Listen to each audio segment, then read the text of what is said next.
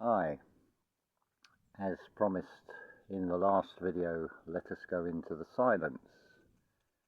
This video is really going to be an introduction to a playlist. Now it's going to be quite complex. Where do we start with this one? We can start with patterns. So for example, this building here. If I'm inside the building and I measure the walls, possibly with the plan to add wallpaper, I'm going to get the measurements from top to bottom, from side to side, and be able to, then from that be able to calculate how much wallpaper I'm going to need. But what if I then take those same measurements and I apply them to the outside of the building? Surely I'm going to have gaps when I try and take something internal and I externalize it. Can we see evidence of this in the external world? Well, I have just checked. It's an island called Anzu. If you go to Alaska, go across to Russia, and then the first island you come to off the north coast of the mainland, and then follow above that and zoom in. Google Earth is always updated, so it seems to have gone, but there was like a gap in the wallpaper where things didn't quite fit, and there was this long straight line that then became two lines if you zoomed in close enough. There should hopefully still be on this channel a video where I did a tour of the Earth using Google Earth maybe about 4 years ago, which actually shows this. If I remember, I'll try and put it in the link in the description for that. So there's a blueprint, there's a pattern there, that if you try and take something from the internal and externalize it, what you'll find is that things don't match up, there are gaps.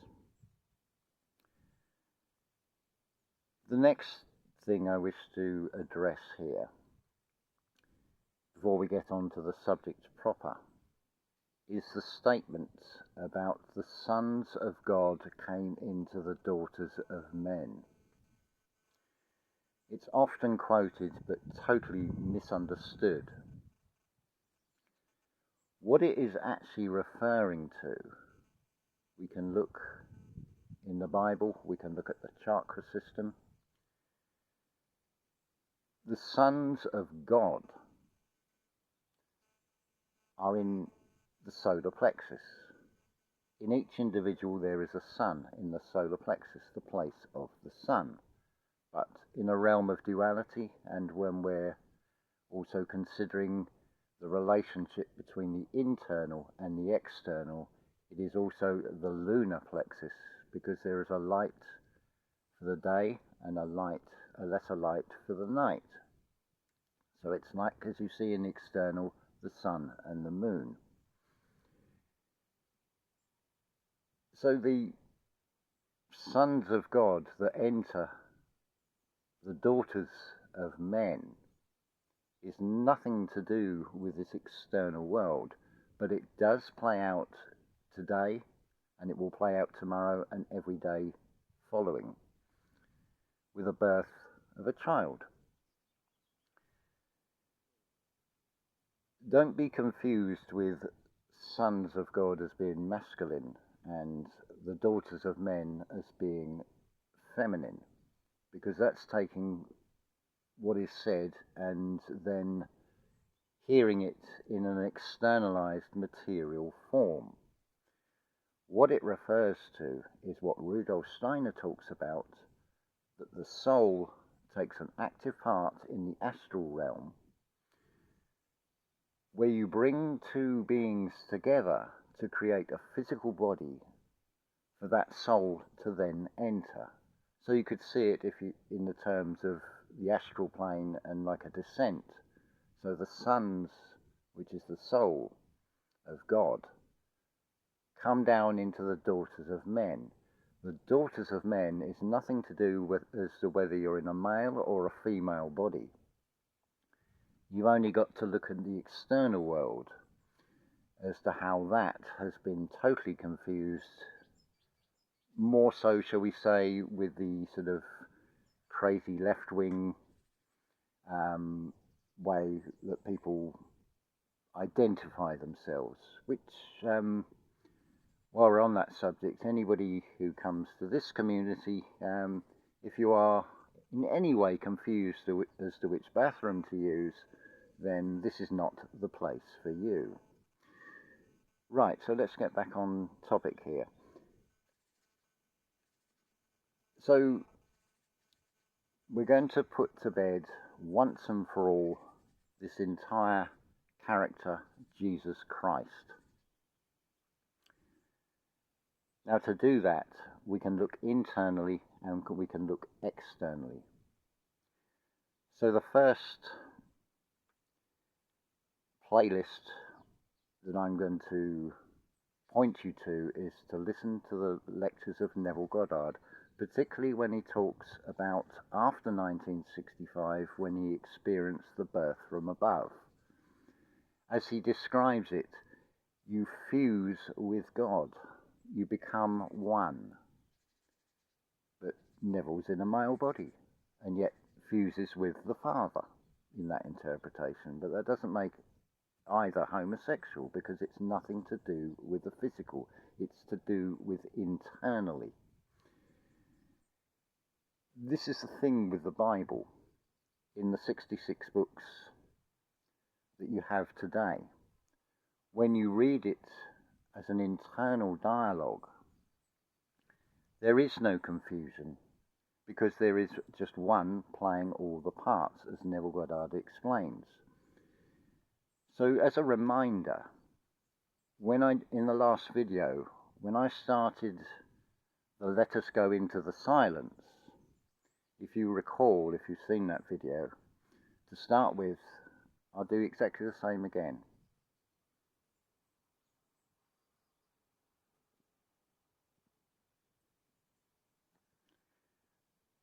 What have I just shown you? It's a biblical quote. Beside me there is no other.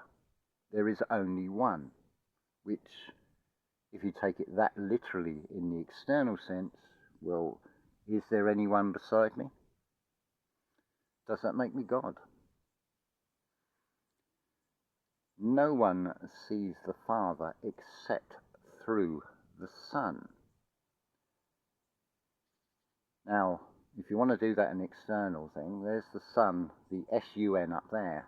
Good luck with trying to go through that in a physical, material way. Possibly you will get burnt to a crisp, or you will get frozen. But it's not something I've tried. It's not something I would even recommend trying.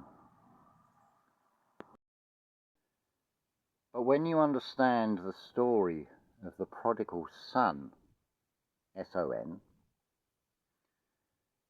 what does that son do? He goes off, makes loads of mistakes, and then returns to the father, who welcomes him with open arms. Whereas the son that doesn't go out into the external world isn't well rewarded, and there's no celebration held for the return of the son. Because the prodigal son, has gone through an enormous amount of experiences and gained experiences, and then able to come back with a full understanding. Let me give you another example here before we really get into this Jesus character. Genesis and the garden. So imagine you're in a garden and you have a young child, and you've let that young child that can now walk, maybe about 3 years old, out into the garden.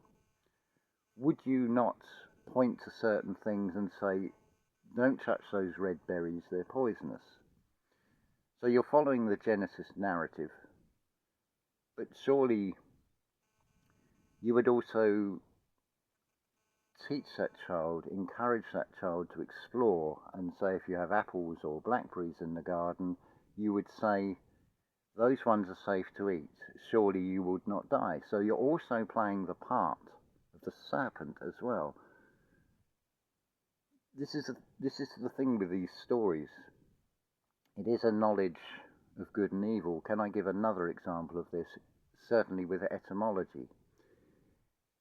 If the creator is the I am, and we are in a world of illusion, which is the Maya, so therefore you've got I-A-M reversed into M-A-I. A-I there. So between the two, the only other thing there can be of those three characters, those three letters, is aim, taking the center path. Can we see that in the external world? In the material sense? Well, yes, the most prosperous countries are the countries that remain neutral. Monaco, Luxembourg, Liechtenstein, Switzerland, and so on and so on. Always associated with wealth, always referred to as neutral. The external is a reflection for you to find whatever you look at. There are blueprints, there are patterns. You can look to the external and see examples of things. So if I make this statement, this following statement, and I want you to keep in mind as I say this, check in with yourself as to whether you're going to react or whether you're going to respond. So the statement is, I am an advocate of eugenics. What have I just said? Have you straight away thought about the external world when we're talking about eugenics? Because that is not what I'm saying. I'm talking about in the internal sense. Spiritual eugenics.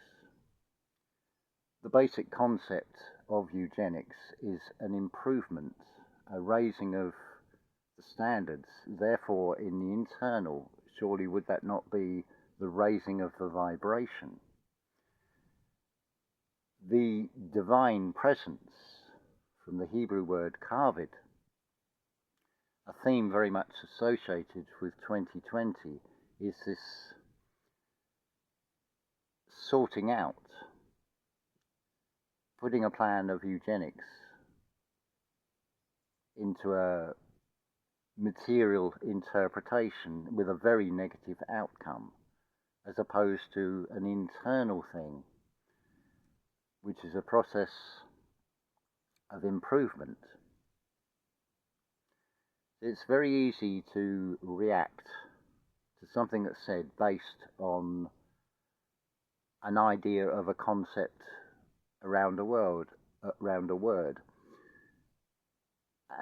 So certain words, they can trigger people. So that also proves that words have power.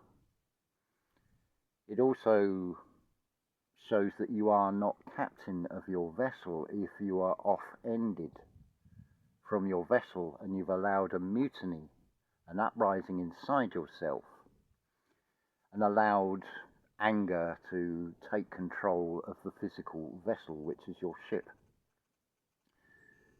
So let's get on now to this topic of Jesus. Did he exist? That's going to depend on your perception. The answer is both yes and no. So let's look internally to start with. As I've mentioned already, Neville Godard. Listen to his lectures, listen to what he says. From my own experience, I can guarantee that if you do exactly what Neville invites you to do, it costs you nothing except practice and time and being open-minded to try these things.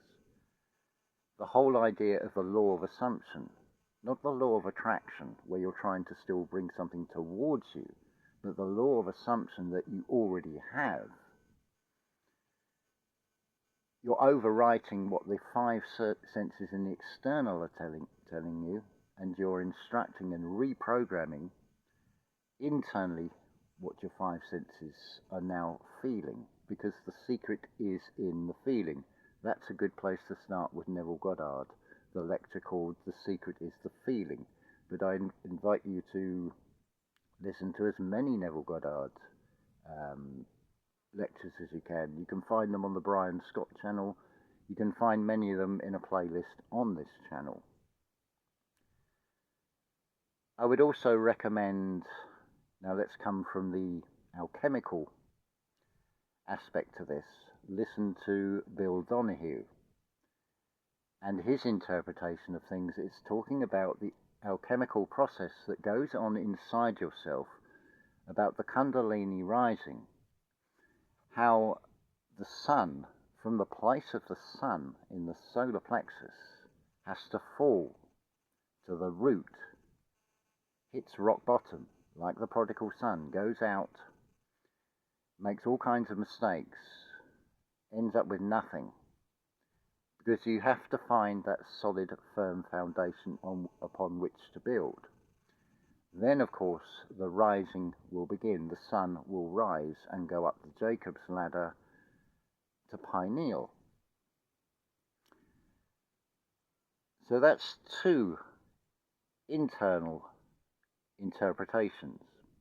Many times I've mentioned Rudolf Steiner.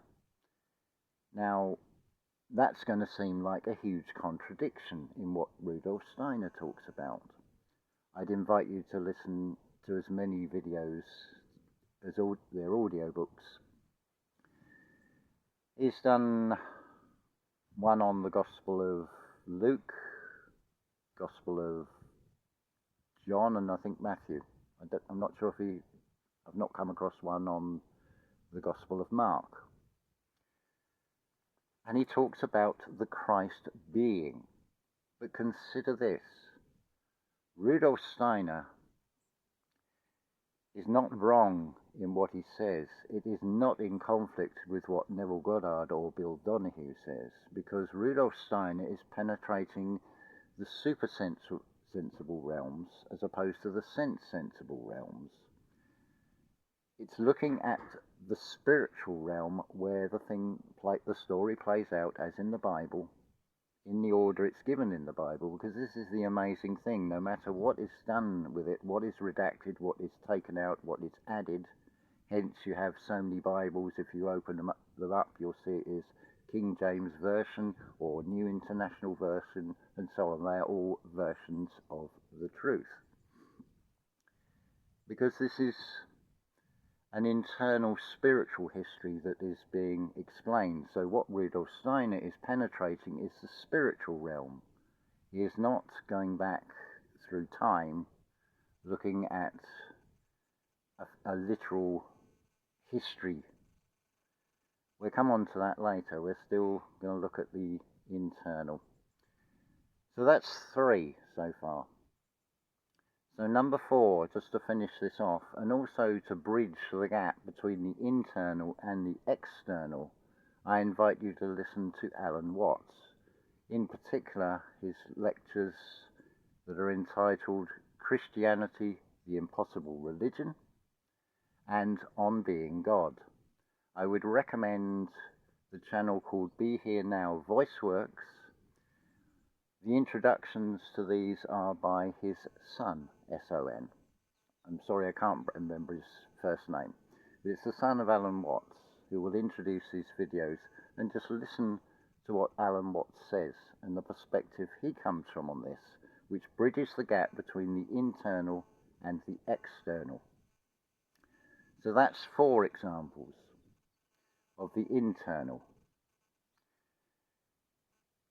Now, this actually could be possibly the longest ever playlist that I'm introducing here, because I invite you to listen to all the Neville Godard lectures, all the Rudolf Steiner audiobooks, all the Bill Donahue videos, certainly the 2 Alan Watts, and you would not do yourself a disfavour to listen to more of Alan Watts as well. Now, what about the external? Was there a real Jesus? The answer to that, or what has been attached to it in this material conflation, which is coming out of a spiritual history and taken literally,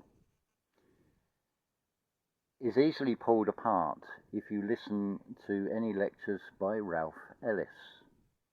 There was a King Jesus, that is proven, and there is actual physical evidence that supports this. I'm not going to say any more than that. I just would recommend that you find Ralph Ellis' channel. I'll put the links in the description to these channels. Is there anything else we can look at that can back this up? And again, the answer is yes. And I would recommend that you listen to the Dark Scriptures playlist in particular from Archaix channel. And also listen to the podcast where Ralph Ellis was a guest on the Archaix channel very recently. So that's 6 different perspectives I can point to, 6 different channels that are all basically telling you exactly the same thing. And I challenge you, if you can go the distance and you can get a grasp and a full understanding of what you're listening to through any of those channels, if you still want to believe that there's some external Jesus Christ that's going to come down from the sky and save you, well, good luck with that. On your way. This is probably not the channel for you.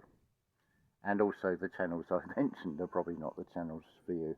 But what a disservice you will do yourself to not listen to this, or to listen to any of those channels that I've mentioned. There's a huge problem, but it's interesting, the etymology, and even scriptures themselves prove and show what is and what isn't. So let's take after the Noah's flood in the Bible, there is a covenant made with man, and it says that there will never be a worldwide destruction by a flood again. But what it doesn't say, that there wouldn't be more localized destructions, and that has played out over and over again. The Nemesis X object and the Phoenix weapon in the sky. The answers are all there. You have the chronology through Chronicon if you listen to Archaix.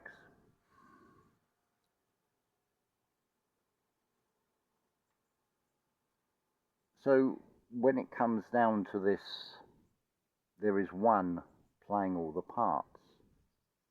That is true. There is one playing all the parts because it is going on inside oneself. It's for you to find it and for you to recognize that the stories that have been given,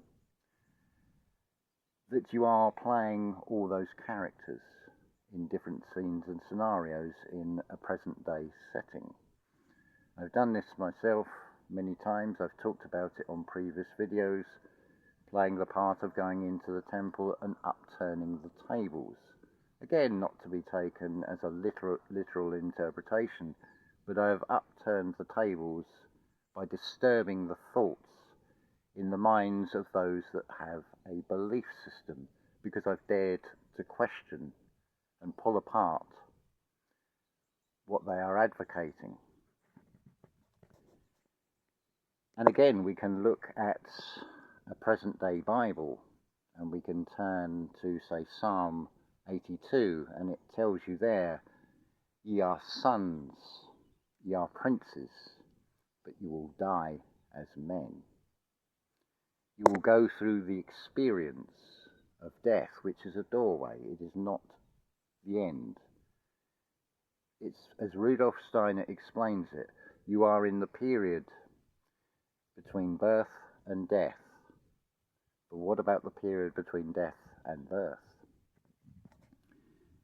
You're playing the part of the prodigal son that is in this physical realm to go through the experiences, to come to the understanding that what you may perceive as mistakes are not mistakes at all. They are just because you haven't learned a previous lesson. Sorry about the camera shake here. And what this external universe will do, it will keep presenting to you the same things over and over again. Consider the whole topic of repeats in such things as television programs and prescriptions. The pattern follows. The key to this is the God of this world, as it were, lacks something called imagination, lacks creativity. It can only replicate, it can only imitate, it can only copy. It cannot come up with any idea of its own, because there is nothing made that is made that was not first made. It has all been accounted for. It is all... There is nothing that any of us can come up with you could say is truly original, but you are part of the original.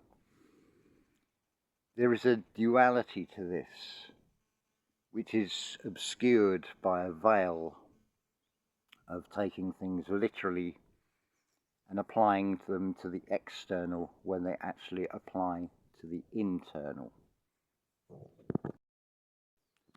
And that, of course, brings us back full circle to taking internal measurements of a building and trying to apply those measurements to the external of the building and find that it falls short. Isn't it interesting as well how in this breaking down of this Jesus Christ character, also I forgot to mention, listen to the Archaix video that gives you the facts about the Turin Shroud. That alone is conclusive proof that the story that has been told and repeated over and over again as a literal story is totally untrue. It is about as accurate as Robin Hood. Probably Robin Hood is far more accurate, to be honest. It's probably had less embellishments and less attachments. But remember, the devil is in the detail. But there's a duality, because I have already said I invite you to listen to as many videos from those 6 channels, which will give you an all-round understanding of what is being portrayed in this material realm. Something else I've noticed, and it's something I've mentioned before, is how collective human energy is what is changing the weather. I don't know how it is for you, but certainly since a certain event in the United States at the start of this week, the sort of feeling of humanity is probably one of a sigh of relief with the way things went, which seems to have had an effect that the weather has improved. It's warmed up, it's brighter, it's not pouring with rain, it's not horrendous winds here. That, I would suggest, is an outplay of that generated energy of the collective. Maybe it's just this area. I can only give you the perspective from my experience of things, after all. I can't tell you, for example, what the weather's like in Japan, because I'm not there. I'm in Portugal.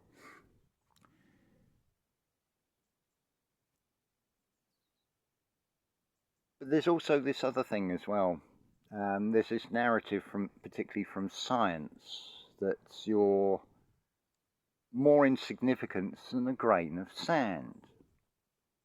Okay, I'll accept that idea and then put it to the test. Because what I actually see is the complete opposite of that. Because why would there be all this obsession with photo ID, with tracking and tracing, monitoring your every movement, particularly so through this technological age with the internet.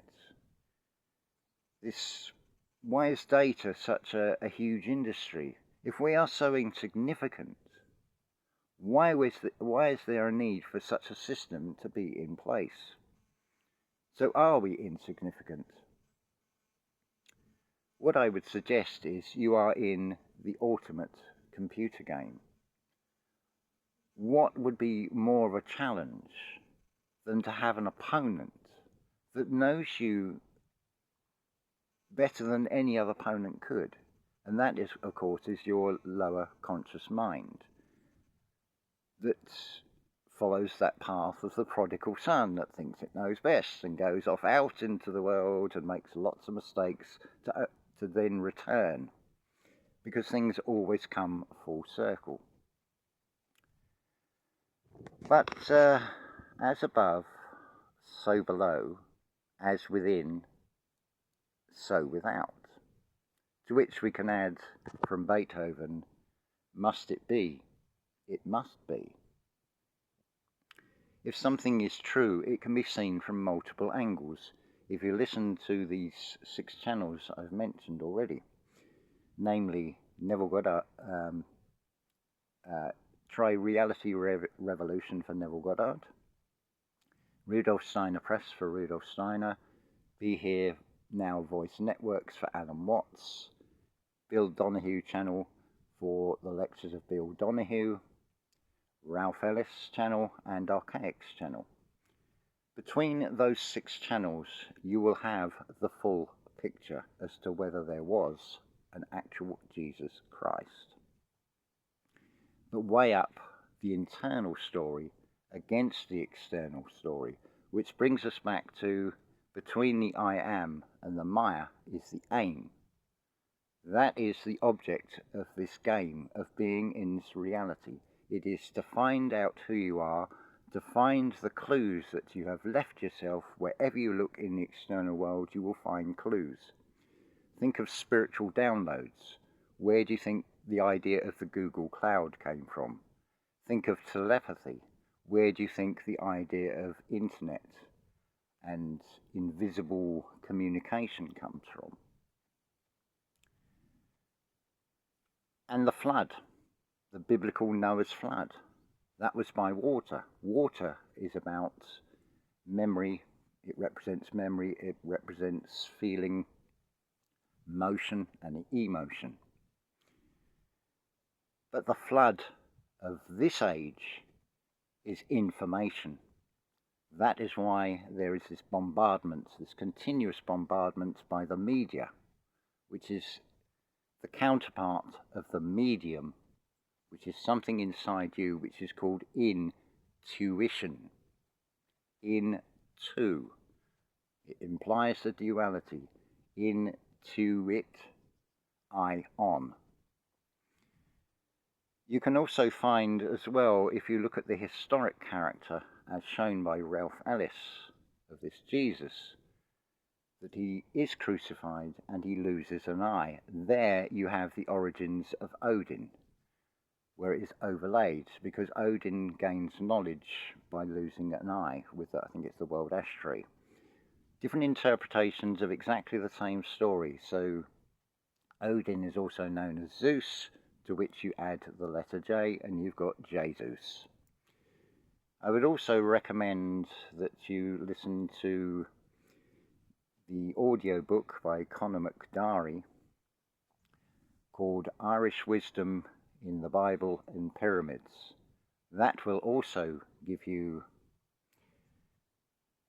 how a spiritual knowledge from memory of after civilization has gone through a cataclysm, what could be preserved and then given as an interpretation to the rest of the world to share the God news, the good news. It's the Ayesa. It is the personification of the energy that is behind the sun, which has then been morphed into Jesus being the sun. So I'll leave that with you. It could be a very long playlist, but I would recommend just listen to just one lecture. In the case of the Rudolf Steiner audiobook, some of those can be 10 hours. You've got to go the distance, so just listen to short segments, maybe an hour or two. Allow time for that information to digest, just like you do with physical food. But this is mental food, this is food for the soul. But it follows the same pattern, the same blueprint, that you need to allow it to digest, to weigh it up inside yourself. So, if you can go the distance on this, you effectively will recognize who this character, this being, this Jesus Christ really is, and also the fact that this Jesus Christ does, and at the same time does not exist. Again, let's go to scriptures, and it's Paul's letters to Corinthians. I think it's 2 Corinthians 13:5. Do you not realize that Christ is within you? Also within Paul's writings, and I can't remember the verse, chapter, or which book it's in, but he says in there, it is all allegory and metaphor. There's also something else interesting which I find rather amusing. You'll find a passage in, I think it's possibly Revelations, where it says that no words can be changed, nothing must be altered. So why are there so many different versions? Why are there so many edits and changing of words? Huge contradiction. But if you take the Bible in its literal interpretation, that is why there is confusion. There is meant to be confusion in it, because it is a prompt, it is a hint for you to go and weigh these things up inside yourself and question these things. It does say in the Bible about not to test God, but you're not actually testing God, you're testing the sun, you're testing inside yourself, your own sun in your solar plexus. Can you give birth to that sun? And again, it doesn't matter if you're in a male or a female body, because it is an internal sun. Oh, black hole sun, won't you come? It's an internal dialogue. It is the Kundalini rising to reach pineal, to have that birth from above. How you individually experience that, how you see it in your mind's eye, will depend most likely on your life experiences and things, and how open you are, because it will come to you in a way that you will definitely know. My own experiences of it was right in the middle of the day, in the middle of a supermarket, that I lost all sensory perception, I lost eyesight, I lost hearing, I lost everything. I'm walking around the store, and then suddenly everything went beyond white. It's the only way I can describe it. I could tell you a lot more things if I could find the words to describe what I have seen in the mind's eye. For example, what is above what you see as the sky and the stars and the space, because there is something up there. I have tried to give explanation to it, putting it into terms where I can draw on something in the external to try to compare with, but it's not that easy. But I've mentioned this in previous videos, and this one's now gone up to almost 40 minutes. So I think we'll stop there. I think this will give you the conclusive proof and put to bed this whole nonsense that has resulted in nothing but conflict, death and destruction through false belief systems and clinging to those belief systems instead of finding out the truth for yourself. That has very much been a theme since 2020. Are you a follower? Or are you an individual sovereign being? Right, I think that is, well, you tell me, has it made the case for this? It requires you to do the effort to actually listen to these different channels, of course. But that's down to you. How are you thirsty? This is something in the book of Thomas, this Christ being says about wanting to find the ones that are thirsty, those that wish to know, those that want the certainty. It comes back to the Genesis, the Garden of Eden. The serpent doesn't lie. Yes, by going through that, eating the fruit of knowledge of good and evil will result in death, but everything in this finite world ends with going through the doorway of death anyway. It is nothing to be feared. The serpent is just a representation of spirit. It's not literal, and it certainly is not evil unless you perceive it to be. But we're in a realm of duality, so whilst it can be seen that the serpent is evil and is a trickster, it can also be seen that the serpent was actually telling the truth.